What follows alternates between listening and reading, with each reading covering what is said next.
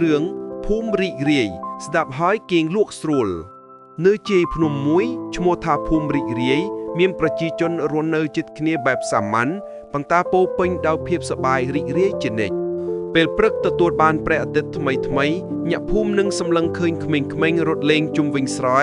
ដោយសំឡេងសាយរំរៀងលាយជាមួយសំឡេងបក្សីនៅលើដើមឈើពេលនោះអាកាសធាតុត្រជាក់ល្មមបរិយាកាសស្ងប់ស្ងាត់ប៉ុន្តែមានអារម្មណ៍សុខសាន្តណាស់ក្នុងភូមិនោះមានក្មេងប្រុសម្នាក់ឈ្មោះសុភាគាត់ជាមនុស្សមានចិត្តសប្បាយងាយញញឹមហើយស្រឡាញ់ជួយអ្នកដទៃរាល់ព្រឹកគាត់តែងតែជួយម្ដាយដាក់ទឹកក្នុងធុងដាំបាយសម្អាតផ្ទះរួចទៅសាលាជាមួយមិត្តភក្តិពេលទៅសាលាគាត់នាំកុមារដទៃច្រៀងបទសុភាស្នេហាដែលគាត់និយមជាងគេពេលស្ដាប់សំឡេងនោះអ្នកភូមិចាស់នៅតាមផ្លូវក៏ញញឹមដោយសប្បាយចិត្តដែរថ្ងៃមួយសាលាផ្ទៃក្នុងភូមិត្រៀមរៀបចំពិធីថ្ងៃសប្បាយរបស់កុមារគ្រូសាលាបានស្នើឲ្យសិស្សរៀបចំការសម្ដែងនិងល្បែងប្រជាប្រិយសុភាត្រូវបានជ្រើសជាអ្នកដឹកនាំក្រុមសម្ដែងរឿងប្រជាប្រិយភូមិរីករាយគាត់សប្បាយណាស់ហើយប្រមូលមិត្តជុំគ្នាក្មេងៗចាប់ផ្ដើមហាត់សម្ដែងរាល់ថ្ងៃក្រោយសាលាពេលហាត់ក៏មានសើចសប្បាយព្រោះមានពេលខ្លះមនុស្សខ្លះនិយាយខុសឬដើរខុសកន្លែងតែគ្រប់គ្នាក៏ជួយគ្នាសើចរហូតដល់ភ្លើងលិចនៅថ្ងៃពិតនៃពិធីសាលាតុបតែងដោយបង់ក្រណាត់ពណ៌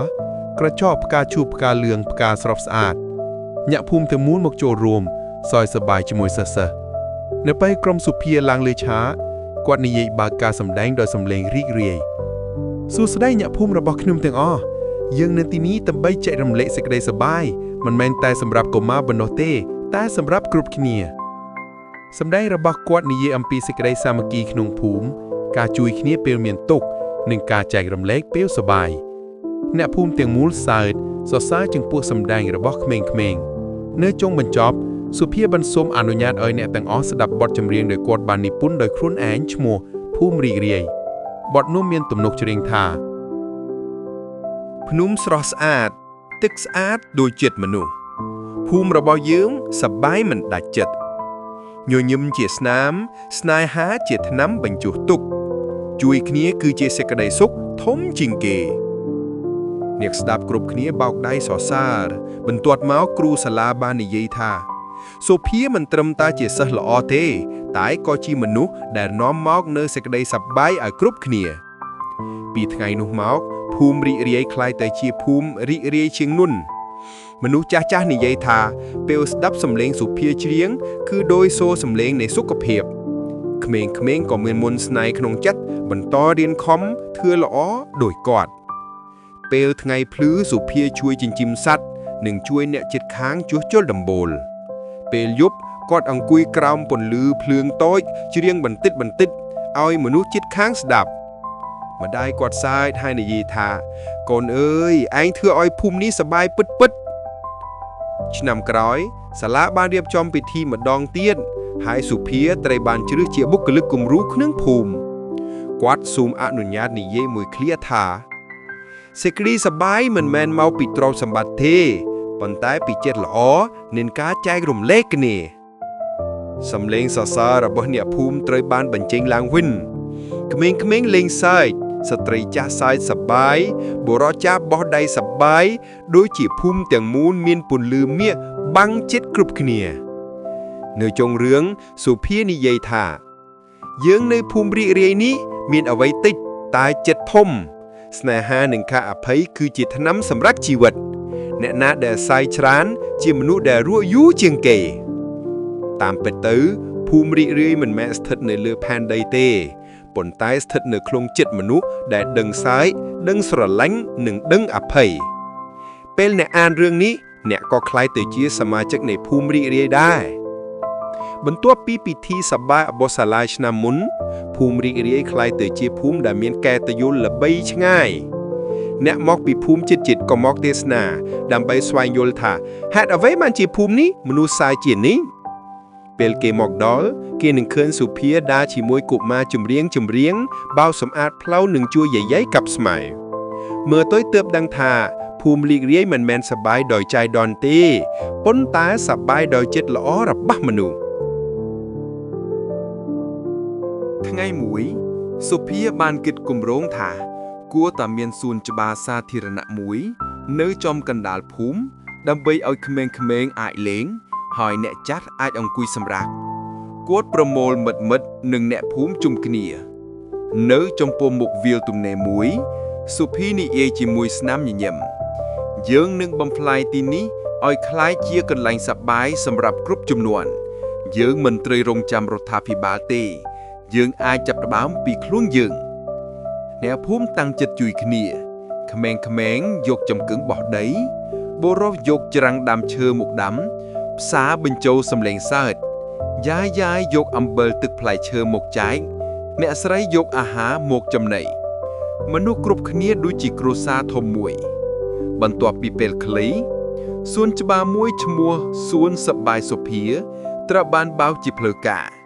ក្មេងៗអង្គុយលេងជើងទឹកស្ដាប់សុភាច្រៀងជាមួយសំឡេងនៃខ្យល់និងសំឡេងបក្សីអ្នកភូមិចាស់និយាយថាកាលពីមុនយើងគិតថាភូមិនេះសប្បាយហើយប៉ុន្តែឥឡូវនេះវារីករាយជាងមុនទៅទៀតថ្ងៃមួយសុភាបានទទួលលិខិតមួយពីសាលាប្រទេសទីក្រុងគ្រូធំស្នើឲ្យគាត់ទៅរៀនបន្តថ្នាក់ខ្ពស់នៅទីក្រុង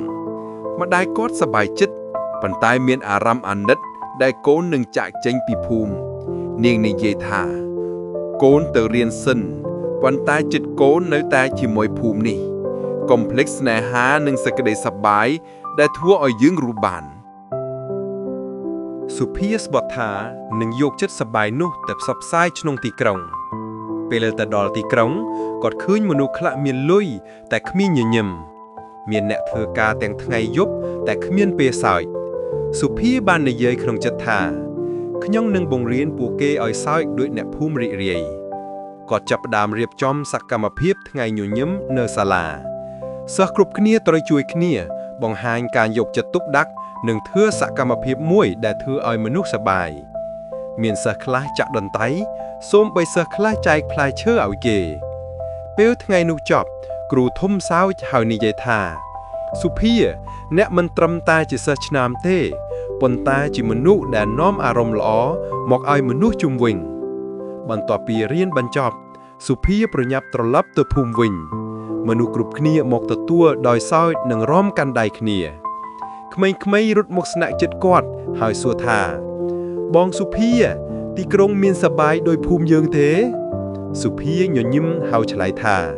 ទីក្រុងមានអគារខ្ពស់តែភូមិយើងមានសេចក្តីសុខខ្ពស់ជាងគេគាត់នាំយកចំណេះដឹងថ្មីមកបង្រៀនកុមារដូចជាវិធីដាំដំណាំប្រកបដោយបច្ចេកវិទ្យានិងការអភិវឌ្ឍសហគមន៍ប៉ុន្តែគាត់មិនភ្លេចស្នាមញញឹមនោះពេលរាត្រីមកដល់សុភាច្រៀងបទចាស់ភូមិរីករាយនៅក្រោមពន្លឺច័ន្ទដោយដើមអ្នកភូមិគ្រប់គ្នាអង្គុយស្ដាប់ដោយជាការចងចាំមួយដែលមិនជ្រាបសោះនៅចុងបញ្ចប់សុភាបានសរសេរថាសេចក្តីសប្បាយគឺដូចផ្កាឈូកវារីកនៅកន្លែងណាមានស្នេហា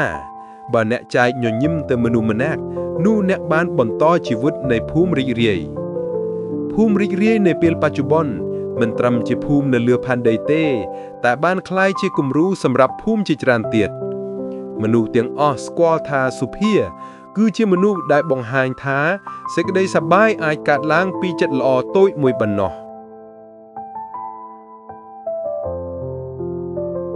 នៅថ្ងៃចុងក្រោយនៃរដូវភ្លៀងអាកាសត្រជាក់តិចសុភាអង្គុយសរសេររឿងថ្មីគាត់និយាយថាសេចក្តីសប្បាយមិនសុំទ្រព្យសម្បត្តិទេតែសុំឲ្យអ្នកដឹងសើចពីចិត្តបើអ្នកអានរឿងនេះហើយញញឹមស្រាលនោះអ្នកក៏ជាសមាជិកថ្មីនៃភូមិរីករាយដែរ